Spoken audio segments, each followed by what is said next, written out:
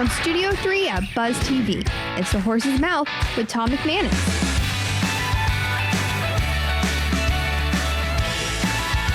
All right, welcome into another edition of The Horse's Mouth. Here at my bar, of course, at Tommy Max, where everybody is welcome to have a seat, grab a beverage, and get a chance to tell their story. It's Biz Champions time.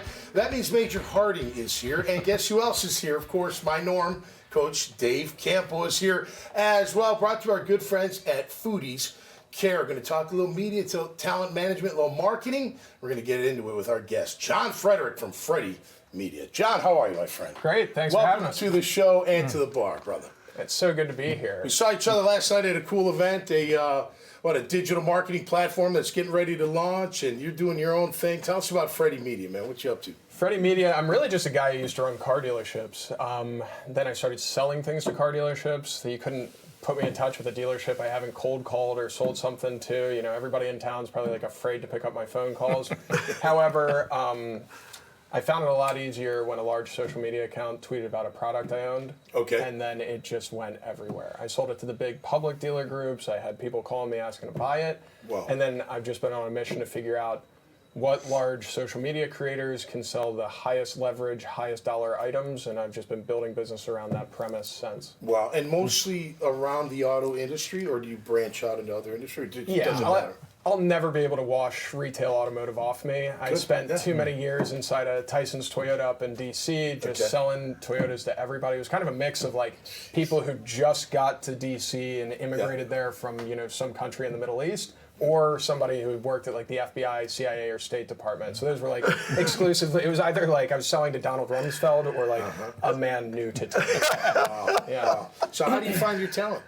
How do you find your talent on, that are the influencer types that you can... I'm pretty scrappy. I will DM anyone and tell them what I can do with them. Okay. And then I'm strategic, where Russ Flips Whips, who's, probably my favorite son in this whole thing. Okay. He is a business partner of mine, so I cut Russ into my business. And when I see somebody that I think is like the whale, somebody that I think could talk football, talk business, or something that I see product market fit in, I call Russ and I say, hey Russ, could you DM this guy? And then when they hop on a call, it's me. Like, hey, where's Russ?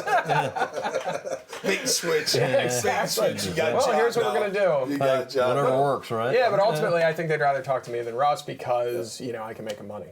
That's fantastic. You literally rode into the wave of digital marketing on your own accord, basically, right? You figured it out based on your experiences, and you're like, It's so funny because, you guys have probably dealt with sports agents, and you've dealt with sports and media agents, and I get calls all the time from Hollywood agencies or people, and they go, John, we keep hearing your name, like, what do you do? Like, are you an agent or are you a manager? And I'm like, I don't know what those are. Right. Like, I don't know the difference between the two, sir. Right. Car guy, I kind of go to market as if this is a software business. So I look at somebody like Braden Shaw or Chris Kerner. Braden Shaw, 1.5 million followers, talking about personal finance. Played basketball at BYU. He's 7 foot tall. Wow. Chris Kerner just talks about business ideas. Hey, here's a guy who bought a trailer and a truck, and he's pressure washing all over Dallas, and this is how much money he's making. And then I'll call a pressure washing franchise and say, hey, dude, we'll just compare Chris buying a truck and a trailer, driving around Dallas, pressure washing. Then we'll compare him starting a franchise with you. Okay. We'll turn it into a media campaign and see how many franchises we can sell. And we did exactly that. We sold 15 franchises. Wow. Or, Braden Shaw. It's really endless. Yeah. And, the net bottom line is I spent a lot of time on the phone. Yeah, but you're pitching, people to find a new revenue stream, right? I know. Who doesn't want that call? It is if so you're much in that fun. world, right? Everybody accuses me of being money hungry, but it's my wife will tell you I'm just like addicted to finding deals or doing creative things. Accomplishments. It's fun and it's creative, and the next thing is always different. And when somebody asks for a case study, somebody will say, well, how good is this guy at selling software to businesses? I said, well, he did great selling, franchises to these people. Absolutely. So you're kind of like, you continuously are comparing apples to oranges and like persuading people that you can have the same outcome. Yeah. But it's fun. Coach, how are you, man? I'm good. How you doing? I just have an idea. I'm thinking John can build something around you and Italian restaurants. Yeah, that's true. That is true. I'll tell you what, more so than even football. There's no question about that. I feel it. if I get another head coaching job, Yeah. I'm hiring him No doubt. as my recruiter. Yeah. And no question about it. Yeah, right. And I'm going to pay you more than you're making in your business. Let's go. Coach, I'll tell you what, with the NIL stuff, Yeah. you go and you talk. I've talked to some major Division I college football teams, like a Big Ten team I talked to recently. I said, how, and I got the right meeting, right guys in the room, you're talking to the coach, you know?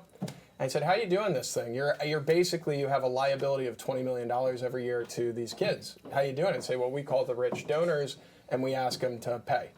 And I said, well, that's interesting. Have you ever thought of becoming a revenue machine and building kind of a sales team and calling local businesses and doing stuff with car dealerships and this and that and productizing the boys and selling them in packages? Right. And it hasn't occurred.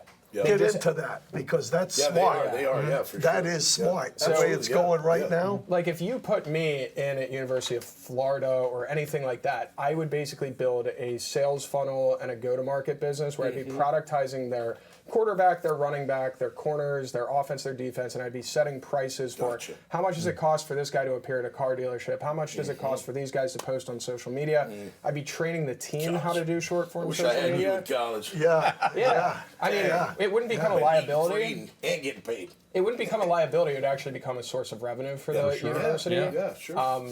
And it's just shocking. Like the thought hasn't occurred, and I do. It's an inevitability. I'll touch that. Yeah, because I'll tell you what, that's going. I mean, it you're may gonna target- change over the years, but You it's would going. target. I'm sorry to cut you off. Coach. No, go ahead. You're going to target those premium positions and then kind of give them value and then build them from there. How about finding talent that maybe doesn't have the following you're looking for, but you see him, you're like, you know what, this kid.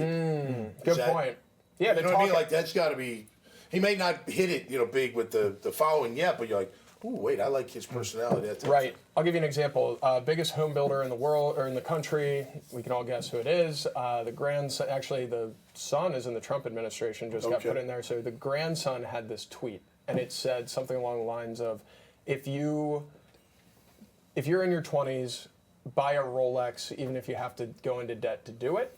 And there's something kind of swarmy, kind of pretentious. It hit 50 million views on X and Instagram and all these things. Whoa. So then I look at this kid and I go, okay, entrepreneurial family, big money, this and that. And I reach out to him like, hey, you have a profile, runs a family office, runs a giant, fund. Yep. So you have a personal profile, you went to the right college, you have a look, and you just went viral. So if you kind of want to publish business oriented and use this for deal flow for your family office and use this to kind of brand yourself so that one day you end up in the Trump administration like your father, I think we could start publishing now and basically one day hope you become the governor of Florida or something. Right. Yeah. So yes, I reached out to him and he's only at 12,000 followers, but that's a project I'd take on. Yeah, sure. And see what we could make out of somebody. That's awesome. That's awesome. This is a big digital marketing agency basically in this building. We run a ton of shows downstairs. We run this show upstairs. Wow. About 30 shows a week. Yeah, absolutely. Nice. A lot of content for We sure. should get a Russ Flips Whip show going. I need him to move to Jacksonville, so I quit going to Pittsburgh. We can do them remote too. Wouldn't it be great? Yeah. That would be great. Absolutely. All right, as we ask the panel every time here on Biz Champions, how do you define success? I'll start with you, John. You're our guest. Well, how would you define success? It could be personal, it could be professional, it could be a combination. It's really interest driven for me. It's like how much of my time and attention is something taking up, and then I think water finds its own level on anything. And if I'm really devoting myself to something that just organically is taking my attention and I kind of can't live without it, then my first addiction was running Toyota stores, and then after that, it's whatever the heck I'm doing now. So it really is just, if it's driving my interest, that's my success. You gotta, it's passion. Yeah, exactly. I'm the same way, man. If I don't have the passion, I get bored. That's the key. I do. How about you, Major? I'm going to change it up. Do it. So giving back, I'm involved in Rotary. We feed the hungry and the homeless. I'm involved with 6-8 ministries in Costa Rica. We feed 600 to 700 meals a week to the poorest of the poor and the homeless. So, I mean, at being retired and giving my time back and just it's rewarding. That's great, awesome. Major. Great answer. Yeah. What do you say, Coach? Well, you've heard it before. I mean, since I'm a barfly here, I've had that question a number of times. To me, first of all, it's having a vision and seeing it come to fruition. But the main one to me is the family. It's just when you look back and you say, okay, I was able to raise these children, and they're doing okay. Yeah. And stayed married for 40 years, Yeah. and those kind of things. I think that's important. I've mentioned before, when it all said and done, I'm not too excited about people saying he won 3 Super Bowls, but Yeah. I am Although if it's they pretty say, I am if they say that Campo's a pretty good guy. I think at the end of the whole thing. So Totally. that's kind of where I look at it. Yeah, I tell you what, man. When my dad passed, I was 25, and we had the funeral up in Chicago, and it was wall to wall. And in the saddest day of my life, I found peace because, like, look at all these people come and say goodbye Yeah, to my absolutely. dad. I thought that was really, really cool. So, Yeah. all right, great job, John. Yeah. Thanks for being here, man. Thanks All so the much. best with Great. everything you're doing. You're always welcome back to tell us what's going on. All right. Amazing. Thank you to everyone. It was great Thanks, to hear your Frederick. Thanks, perspective. Coach Campo. Great. You can see John's profile. You see major coaches there. You can see this conversation and thousands of others. Just go to the dailynewsnetwork.com website. So until next time, stay safe out there and stay cool, man. And we'll see you right here on The Horse's Mouth. Cheers. Cheers.